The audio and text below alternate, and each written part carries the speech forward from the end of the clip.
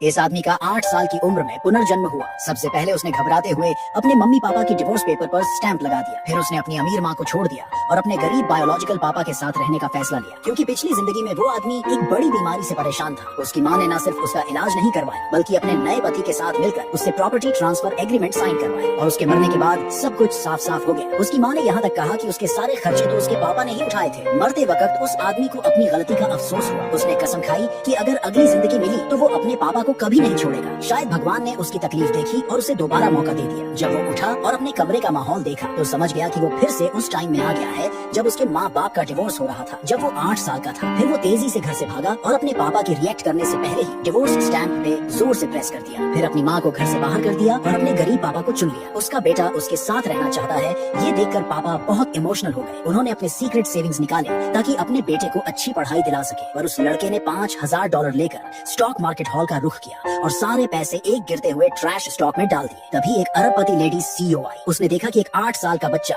Stocks में पैसा लगा रहा है। उसने सलाह दी कि बेटा पैसे वापस ले लो और घर जाकर पढ़ाई करो, क्योंकि वो स्टॉक बहुत खराब परफॉर्म कर रहा था। लेकिन लड़के ने कहा कि बाहर जल्द ही वॉर शुरू होने वाली है और ये गोल्डन स्टॉक जरूर ऊपर जाएगा। लेडी सीईओ खुद एक फाइनेंशियल एक्सपर्ट थी, इसीलिए उसको लगा बच्चा स्टॉक्स की समझ नहीं रखता और वो उसे अच्छा स्टॉक सजेस्ट करना चाहती थी। लेकिन उस लड़के ने मना कर दिया। चाहे वो लेडी कितनी भी बड़ी एक्सपर्ट क्यों ना हो, लेकिन वो छोटा लड़का तो रिबॉर्न हुआ था और अपनी पिछली जिंदगी की मेमोरी के साथ उसे पता था कि ये स्टॉक लगातार 10 दिन तक ऊपर जाने वाला है। इसी कॉन्फिडेंस में उसने फीमेल सीईओ से बेट लगा दी। अगर ये स्टॉक ऊपर गया तो सीईओ को उसके पापा से शादी करनी पड़ेगी। फीमेल सीईओ ने बिना सोचे मान लिया। बस उसने शर्त रखी कि अगर लड़का हार गया तो वो फिर कभी स्टॉक्स में हाथ नहीं डालेगा। उसी टाइम उसका पापा भागते हुए आया। असल में पापा ने वो $5000 उसके पढ़ाई के लिए दिए थे, पर उन्हें क्या पता था कि बेटा वो पैसे स्टॉक्स में इन्वेस्ट कर देगा। पापा को डर था कि बेटा कहीं सारा पैसा बर्बाद ना कर दे। लेकिन लड़के ने सीरियसली उन्हें समझाया कि ये स्टॉक न सिर्फ उन्हें करोड़पति बनाएगा, बल्कि शायद उन्हें एक खूबसूरत बीवी भी दिला देगा। अचानक से लड़के की माँ और उसका रिच बॉयफ्रेंड भी वहाँ आ गए। रिच बॉयफ्रेंड ने लड़के का मजाक उड़ाया, कहा कि ये छोटा बच्चा ट्रेडर बनने की एक्टिंग कर रहा है। उसने खुद एक दूसरा स्टॉक खरीदा जो कि मार्केट में अनफेवर्ड था और प्रेडिक्ट किया कि लड़का अपना सारा पैसा गवा देगा। लेकिन लड़के ने कहा सिर्फ 5 मिनट में मेरा स्टॉक ऊपर जाना शुरू कर देगा। रिच बॉयफ्रेंड ने उसकी बातों पर यकीन नहीं किया। फिर उन्होंने भी बेट लगा दी, अगर लड़के का स्टॉक ऊपर गया तो बॉयफ्रेंड और माँ को आकर माफी मांगनी होगी और घुटनों पर बैठना होगा, वरना लड़का और उसका पापा